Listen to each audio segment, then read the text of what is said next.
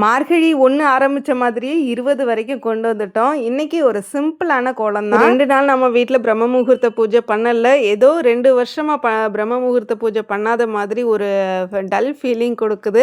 வீட்ல கெஸ்ட் இருந்தனால இந்த 2 நாளுமே யூசுவல் ஒர்க் ஃபுல்லாவே ரிவர்ஸ் ஒர்க்கா மாறிச்சோன்னு தோணுது. இனிமே நம்ம சேனல்ல ஆஸ் யூசுவல் ரொட்டீன் ஒர்க் எல்லாமே ஸ்டார்ட் ஆயிடும்.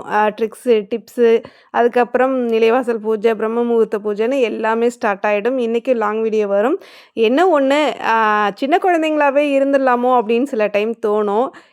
என்னதான் சொந்த பந்தங்கள் வரும்போது கொஞ்சம் கொஞ்சம் வேலைகள் அதிகமாக இருந்தாலும் கூட மறுபடியும் இவங்களெல்லாம் எப்போ பார்க்க போகிறோம் அப்படின்ற ஃபீலுமே இருக்கும். சரி பரவாயில்ல, இதெல்லாம் சகஜம் தானே அப்படின்னு நினச்சிட்டு போக வேண்டியது தான். அப்புறமா நம்ம சிஸ்டர் கேட்டிருந்தீங்க, கிச்சன் சிங்க்கு, அதுக்கப்புறம் டைல்ஸு, பாத்ரூம் டைல்ஸ்லலாம் உப்பு கரை பிடிக்காமல் இருக்கிறதுக்கு என்ன சிஸ்டர் ஃபாலோ பண்ணுவீங்க, என்ன லிக்விடு யூஸ் பண்ணுவீங்கன்னு கேட்டிருந்தீங்க.